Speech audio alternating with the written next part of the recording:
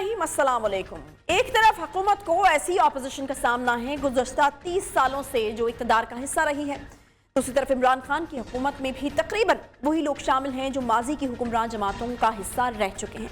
जैसे जैसे हुकूमत और अपोजिशन के दरमियान शिद्दत जंग की बढ़ती जा रही है, अपोजिशन में बैठी जमातें अपने ताहीं कोशिशें कर रही हैं कि हुकूमत के आखिरी वक्त में अदम एतमाद के जरिए से गिरा दिया जाए।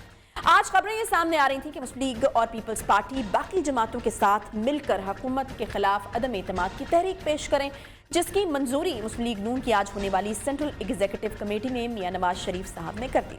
साथ ही साथ अपोजिशन ने इत्तेहादियों के साथ राब्ते बढ़ाने की कोशिशें भी तेज कर दी हैं। सीनियर सहाफ़ी रईस अंसारी के मुताबिक पीपल्स पार्टी मुस्लिम लीग काफ और जहांगीर तरीन ग्रुप से राब्ता करेगी और वज़ीर-ए-आज़म इमरान खान या फिर डेमो के तौर पर स्पीकर नेशनल असम्बली के खिलाफ तहरीक अदम एतमाद के लिए हुकूमत की इत्तेहादी जमात को तोड़ेगी। और जैसा कि काफ लीग की तरफ से इशाया जो है वो भी जारी है और सदर आसिफ अली जरदारी चौधरी शुजात की क़यादत के दौरान उनको इस बात पर मनाने की कोशिश करेंगे कि हुकूमत को गिराने में उनका साथ दिया जाए। जबकि कल शहबाज शरीफ एक और हुकूमती इत्तेहादी जमात MQM पाकिस्तान के वफ़द से भी मुलाकात करेंगे। मुलाकात में मुतादा और नून लीग की वर्किंग रिलेशनशिप पर भी गुफ्तगू का इम्कान है। इस वक्त अचानक क्यों लाहौर में सियासी सरगर्मियों में तेजी किसी खास जानिब इशारा कर रही है? क्या कुछ ऐसा होने वाला है जो हुकूमत को मुश्किल में डाल दे? हो भी सकता है क्योंकि माजी में PDM से अलहदा होने के बाद एक बार फिर मुस्लिम लीग नून और पीपल्स पार्टी करीब आ चुकी हैं और कल शरीफ खानदान और जरदारी खानदान के दरमियान मुलाकात हुई है। क्या तय पाया, सुनिए जरा।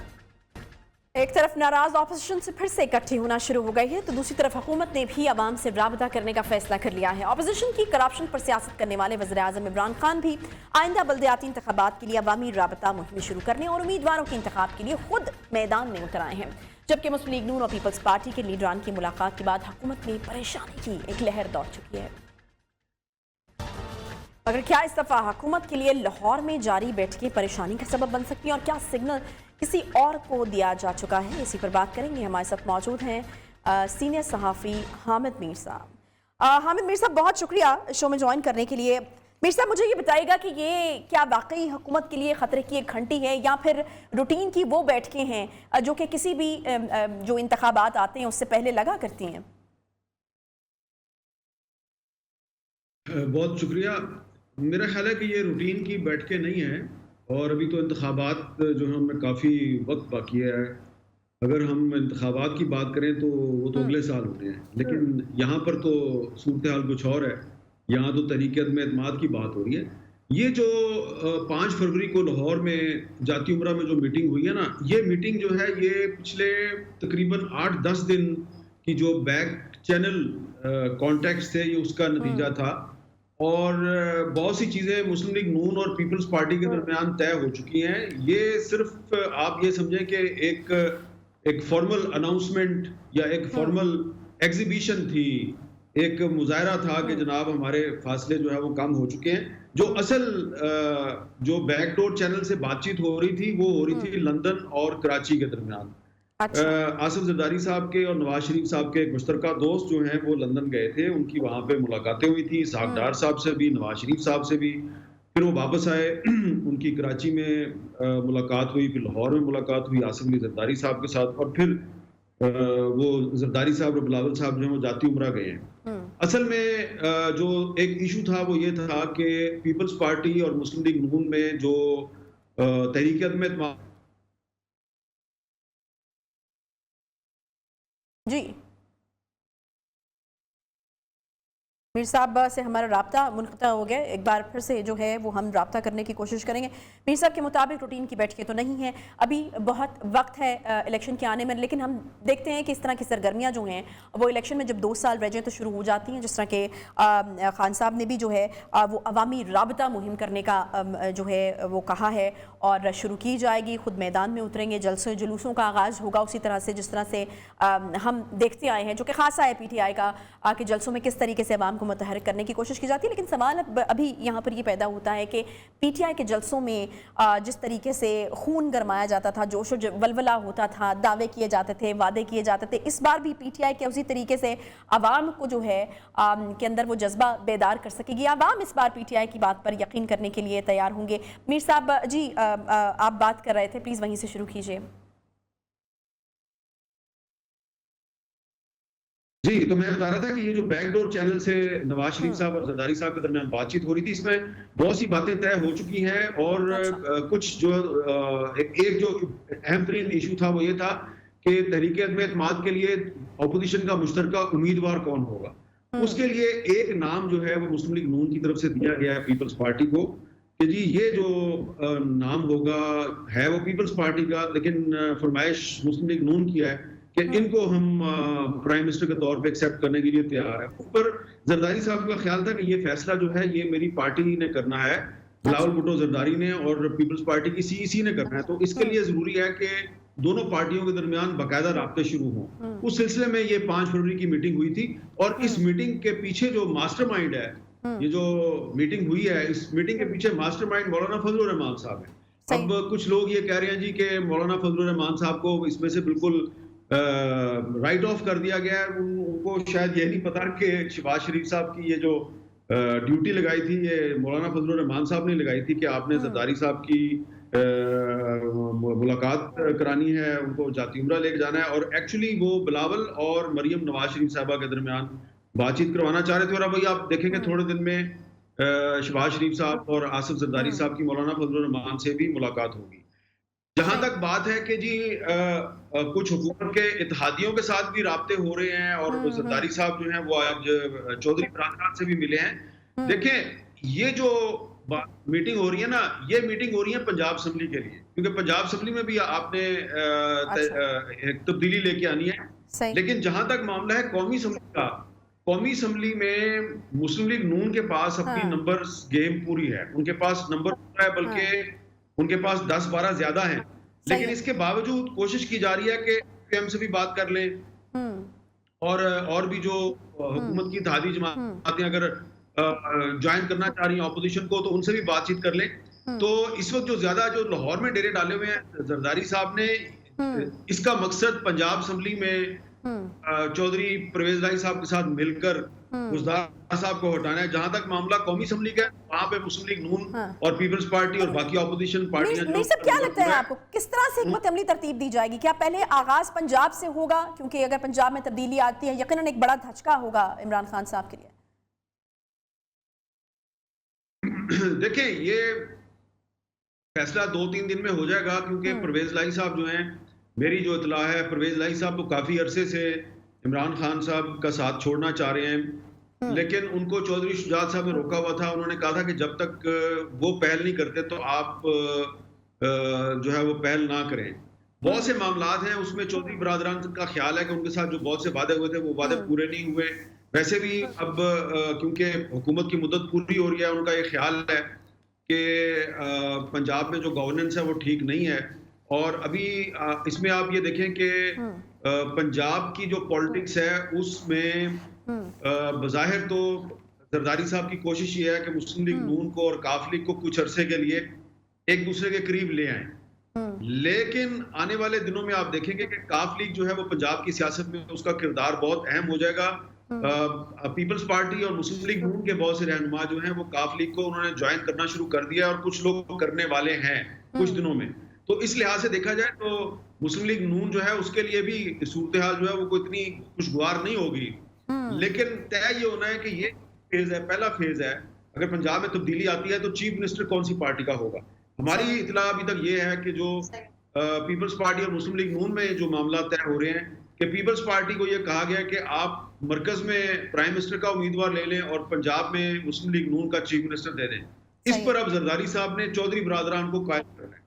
چودھری برادران اگر قائل ہو جاتے ہیں پنجاب پہ تو ٹھیک ہے، ادروائز پیپلز پارٹی اور مسلم لیگ نون جو ہیں وہ قومی اسمبلی میں کاف لیگ کی مدد کے بغیر بھی تحریک عدم اعتماد کو کامیاب کروانے کی پوزیشن میں ہیں.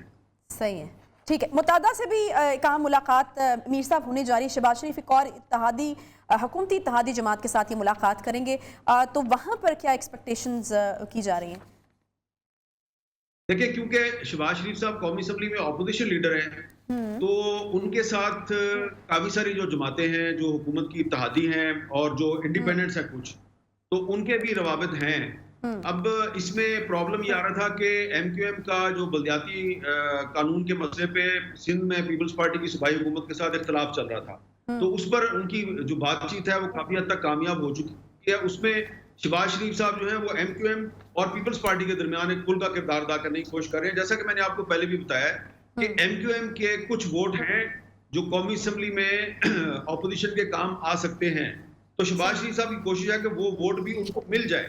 लेकिन अगर वो वोट उनको नहीं मिलते तो फिर भी कौमी असम्बली में अपोजिशन की नंबर गेम पूरी है। ठीक है, एक एक्शन होता है, उसका एक रिएक्शन होता है। ऑपोजिशन इस वक्त बड़ी इनएक्शन नजर आ रही है। मीर साहब, हुकूमत का रिएक्शन जो है वो मुमकिन तौर पर क्या हो सकता है या क्या होना चाहिए? मुझे लग रहा है कि हुकूमत जो है वो अपोजिशन की इस मूव को अंडर एस्टिमेट कर रही है। और शेख रशीद साहब ने जो स्टेटमेंट दिया है कि जी मौलाना फजलुर रहमान साहब को राइट ऑफ कर दिया गया, तो ऐसा लग रहा है कि मुझे ये महसूस हो रहा है कि शायद शेख साहब के पास इंफॉर्मेशन पूरी नहीं है और उनका ये ख्याल है कि ये अपोजिशन जमातें जो हैं इन्होंने पिछले 2-2.5 साल में कई दफ़ा बहुत बड़े बड़े इनिशिएटिव्स का ऐलान किया, कर कुछ नहीं सके। और 2 दफ़ा तहरीक में बात भी लेके आए, वो भी उनकी सेनेट में थी, वो पूरी नहीं हुई। सेनेट में अक्सरियत के बावजूद अपोजिशन जो है वो कामयाबी से काफ़ी दूर है। तो इसलिए मुझे लग रहा है कि हुकूमत थोड़ी सी ओवर कॉन्फिडेंट नजर आ रही है। लेकिन उसको ये याद रखना चाहिए कि यही जो अपोजिशन थी जिसने सेनेट के इलेक्शन में जो हफीज शेख साहब थे उनके मुकाबले पे यूसुफ रजा गिलानी साहब को कामयाब करवा दिया था। और उसके बाद अगर इनको कोई ताकतवर हलकों से इनको हमायत ना मिलती तो शायद यूसुफ रजा गिलानी साहब चेयरमैन सेनेट का इलेक्शन भी जीत जाते। तो अब अगर ताकतवर हलके अगर न्यूट्रल हो चुके हैं, मैं अगर का लफ्ज इस्तेमाल कर रहा हूँ, तो फिर ये हुकूमत जो है इसके लिए परेशानी का दौर शुरू हो चुका है। सही, बहुत शुक्रिया। हामिद मीर साहब हमारे साथ मौजूद थे, सीनियर तज्ज़ियाकार इनके पर्सन। 27 फरवरी और 23 मार्च तारीखें बिल्कुल अलग अलग, लेकिन मकसद एक ही है दोनों जमातों का, तहरीक अदम एतमाद। हुकूमती तहादी जमातों को तोड़ने की कोशिश जो है वो भी की जा रही है। अगर इस बार दोनों जमातें संजीदा हैं तो यकीनन कोई ब्रेक थ्रू मिल सकता है और अपोजिशन को, और ये एक अलार्मिंग सिचुएशन है हुकूमत के लिए। मीर साहब के मुताबिक शायद अंडर एस्टिमेट किया जा रहा है अपोजिशन को, क्योंकि एक हिस्ट्री है अपोजिशन की, किस तरीके से दावे वादे होते रहे लेकिन फिर पूरा कोई ना हो सका। लेकिन इस बार जो है वो हुकूमत की तहादी जमातों से भी राब्ते करने की कोशिश की जा रही है। तो ब्रेक थ्रू तो यकीनन मिल सकता है अगर वाकई अपोजिशन संजीदा है। तो एक छोटा सा हम ब्रेक लेंगे, ब्रेक के बाद वापस आते हैं साथ।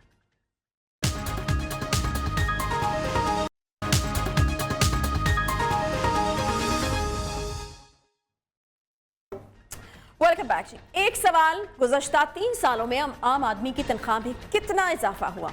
ऑपोजिशन चोर है। अगला सवाल, गुज़श्ता 3 सालों में आम आदमी पर कितना कर्ज चढ़ चुका है? ऑपोजिशन ने पेशा वाराना मनी लॉन्ड्रिंग की है। फिर एक और सवाल, महंगाई क्यों है? बिजली दिन ब दिन महंगी और गैस गायब क्यों है? और फिर वही जवाब, हुक्मरान चोर थे। आज तक अवाम को यही बताया जा रहा है कि मुल्क में जो कुछ हो रहा है साबिक हुक्मरानों की वजह से हो रहा है। जो साबिक हुक्मरानों की वजह से हो रहा है उसको ठीक करने के लिए टीम बनाई गई, मगर टीम कैसी थी, क्या काम करती थी और वज़ीर आज़म को क्या बताती रही, उसका भांडा उस वक्त फूटा जब वज़ीर आज़म की मुशीर बराए एहतसाब से इस्तीफ़ा मांग लिया गया। अरसे से खामोश साबिक मुशीर बराए ओवरसीज़ और वज़ीर आज़म के करीबी दोस्त जुल्फी बुखारी ने शहजाद अकबर के हवाले से कुछ अहम बातें की। क्या कहा, सुनिए।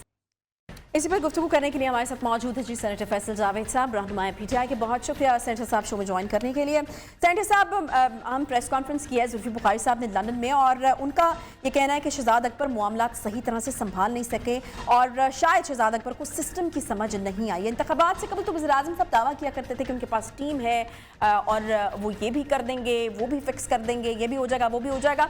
लेकिन अब 3 साल गुजरने के बाद पता चल रहा है कि टीम के लोगों को सिस्टम ही समझ नहीं आया।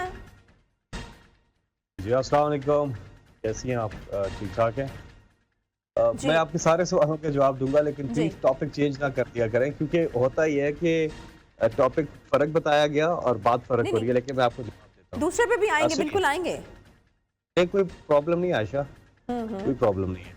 आपका बड़ा जबरदस्त प्रोग्राम आप करती हैं और आप कोई भी सवाल करेंगे मैं जवाब दूंगा। थैंक यू, बड़ी मेहरबानी। कैसे बात कर रहा था अच्छा, अब आप का जो सवाल है, देखिए आपने कहा टीम, عمران خان صاحب بالکل ٹیم اور ٹیم بہت بڑی ٹیم ہے اور کس بیٹسمین کو کس وقت انہوں نے میدان میں اتارنا ہے یہ ان کا فیصلہ ہے اور یہ ان کی صوابدید ہے. اور ایک ٹائم تک جو کام تھا وہ شہزاد اکبر نے کیا. اب اس کے بعد جو ہے ایک ڈفرینٹ جو ہیں وہ ایڈوائزر آ گئے. ایک چیز دوسری زلفی بخاری کا نے یہ جو کلپس سنایا مجھے, میں نے ابھی آپ کے پروگرام میں پہلی بار اس کو سنا ہے. وہ زلفی بخاری صاحب کی ایک رائے ہے جس کا انہوں نے اظہار کیا ہے. اس کی فردر کیا ڈیٹیلز ہیں وہ تو وہی بتا سکتے ہیں, لیکن اب تک یہ پرابلم صرف ایک ہی پرابلم ہے اور وہ پرابلم ہے یہ مقصود چپڑاسی کا. یہ مقصود چپڑاسی جس کے اکاؤنٹ میں چلے جاتے ہیں 375 کروڑ روپیہ, 3 ارب 75 کروڑ روپیہ چلا جاتا ہے اور اس کی تنخواہ کتنی ہے؟ صرف 25,000 روپے. یہ مقصود چپڑاسی. اسی طرح ان کے 14 ملازمین ہیں, 28 اکاؤنٹس ہیں, 1600 کروڑ روپیہ ان کے اکاؤنٹس میں جاتا ہے. کسی کی تنخواہ 15,000 ہے, کسی کی 10,000 ہے, کسی کی 25,000 ہے. یہ ان کا منی لانڈرنگ کا طریقہ واردات ہے.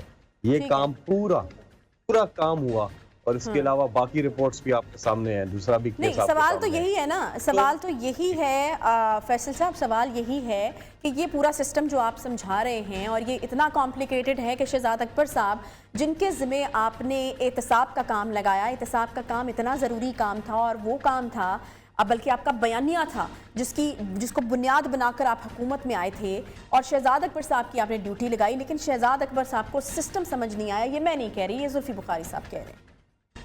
میں نے تو اس پہ تو بات کر لی ہے, میں نے کہا وہ ان کی رائے ہوگی, لیکن جو میں آپ کی جو ڈیٹیلز شیئر کر رہا ہوں آپ سے اور اس کے علاوہ بھی دیکھیں ایک چیز عائشہ آپ سمجھیں کہ عمران خان صاحب نے اکیلے کچھ نہیں کرنا.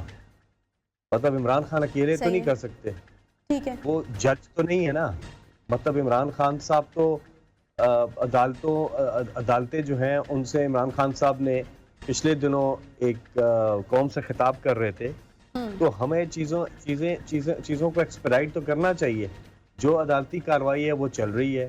اس سے پہلے بھی عدالتی کارروائی ایک چلی اور سپریم کورٹ کا ایک فیصلہ بھی آیا اور سیزیلین مافیا اور وہ ساری چیزیں سامنے آئیں اور ان کو کنوکٹ کیا سپریم کورٹ نے. نواز شریف کو پورا فیصلہ آیا.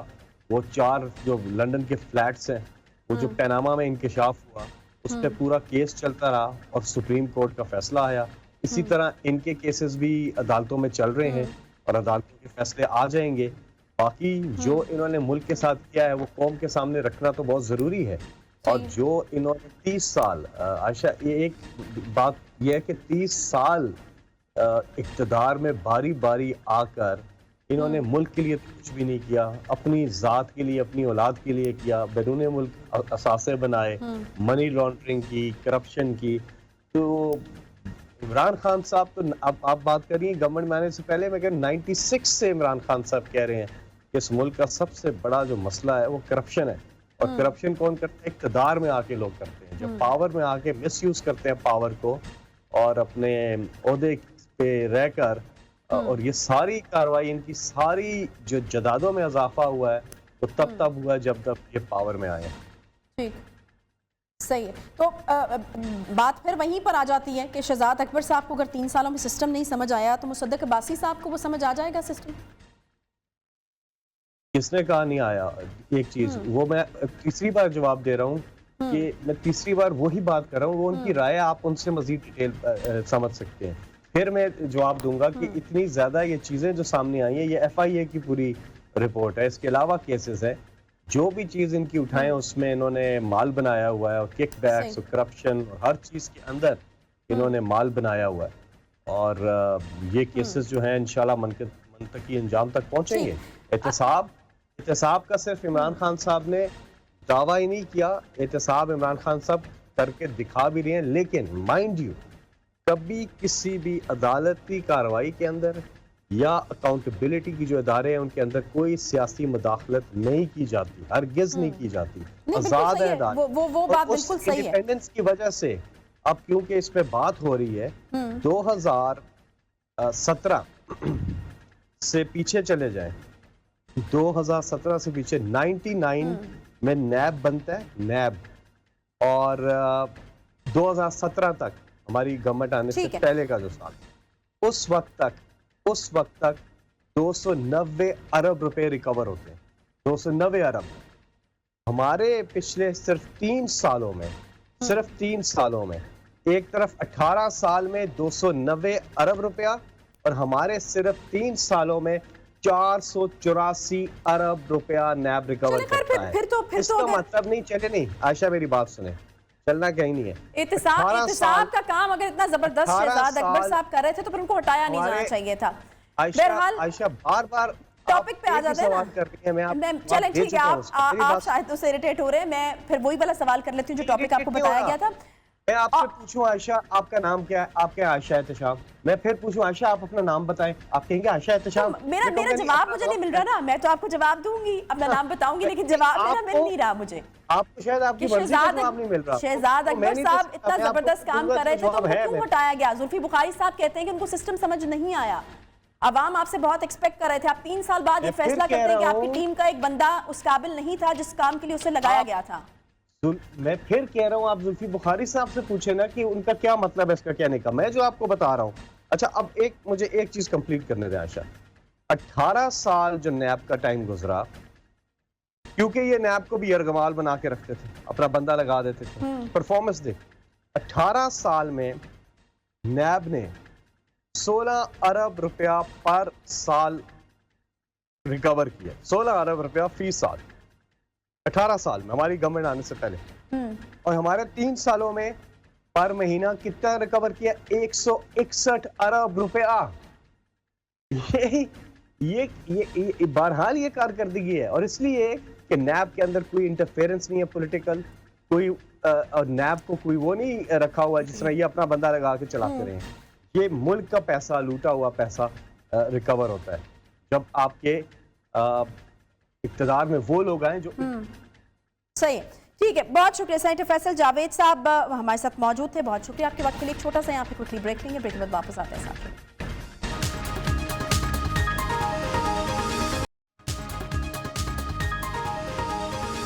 Welcome back. پولیس ریفارمز لے کر آئیں گے، مثالی پولیس ہوگی جہاں نہ تو کوئی سیاسی رسوخ قابل قبول ہوگا اور نہ ہی رشوت ہوگی، مگر گزشتہ ٹرانسپیرنسی انٹرنیشنل سروے کی رپورٹ میں پولیس کا محکمہ پاکستان کے 4 صوبوں میں سب سے کرپٹ ترین ادارے کی حیثیت سے سامنے آیا ہے۔ پاکستان میں محکمہ پولیس کی کرپشن کی وجہ سے پہلے نمبر پر ہے، اور اس کی وجہ کیا ہے؟ اس میں محکمے میں ہونے والی کرپشن کے تعین کا معیار کیا ہے؟ کیا کرپشن صرف تھانے کی سطح پر ہی ہو رہی ہے؟ کیا کرپشن صرف تھانے میں تعینات کانسٹیبل، محرر، تھانے دار، S H O investigation incharge اور سرکل کے ایس ڈی پی اور یا پھر اوپر آ کر یہ ختم ہو جاتی ہے، یا کہ اس سے اوپر کے افسران بھی اس میں ملوث ہوتے ہیں؟ آخر دیکھا جائے تو وہ کون سے محرکات ہیں جن کی بنیاد پر اس محکمے کا نہ تو روایتی کلچر تبدیل ہو سکا اور نہ ہی کرپشن کی شکایات ختم ہو سکیں؟ اقتدار کی اعلیٰ ترین مسند پر بیٹھے ہر اور شخص اور اس کے من پسند افسران نے پولیس کو اپنے مفادات کی خاطر استعمال کرنے سے گریز نہیں کیا۔ کچھ روز قبل لیا کے تھانہ سٹی کی حدود میں شادی کے ایک گھر میں پولیس نے چھاپا مارا اور تقریب سے دلہا کو گرفتار کر لیا گیا۔ بقول متاثرین کے بغیر لیڈی کانسٹیبل پولیس پر گھر میں گھس کر چادر اور 4 دیواری کا تقدس پامال کرنے اور خواتین سے بدتمیزی بھی کرتی رہی۔ منظر عام پر آنے والی ویڈیو میں دلہے کو گرفتار کرنے اور خواتین کو پولیس کے ساتھ مزاحمت کرتے ہوئے دیکھا جا سکتا ہے، جس کے بعد اہل خانہ کی جانب سے سٹی تھانہ لیا کے سامنے احتجاجی مظاہرہ کیا گیا۔ اہل خانہ کا یہ الزام ہے کہ پولیس اہلکاروں نے ذاتی رنجش کی بنا پر ساجن عباس کو گرفتار کیا، مگر پولیس کے مطابق دلہا سجاد عرف ساجن کو کورونا ایکٹ کی خلاف ورزی اور آتش بازی کرنے پر گرفتار کیا گیا، جبکہ پولیس میں درج کروائی گئی ایف آئی آر کے مطابق مقدمہ کورونا ایکٹ کی خلاف ورزی پر درج کیا گیا ہے، جبکہ پولیس کے مطابق گرفتاری کی ریٹ بھی لیڈیز پولیس کے ہمراہ کی گئی، مگر مزاحمت پر مرد پولیس اہلکاروں کو مداخلت کرنا پڑی۔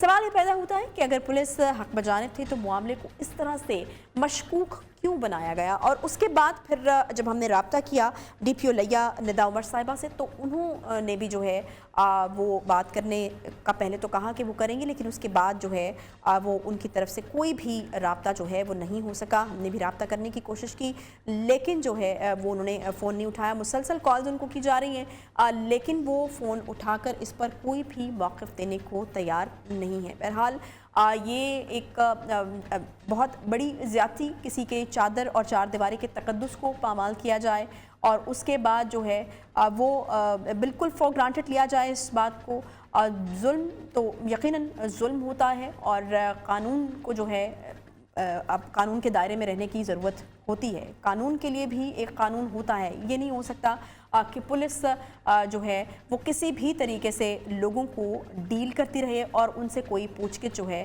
वो ना हो सके। बहरहाल पुलिस एक तरफ तो कह रही है कि वो हक बजानिब है, लेकिन फिर इस तरीके से मामले को मशकूक भी बनाया जा रहा है और उस पर बात जो है वो भी नहीं की जा रही है। इसके साथ ही प्रोग्राम का वक्त यहाँ पर ख़त्म होता है। इंशाल्लाह आपसे कल मुलाकात होगी। ख्याल रखिए अपना।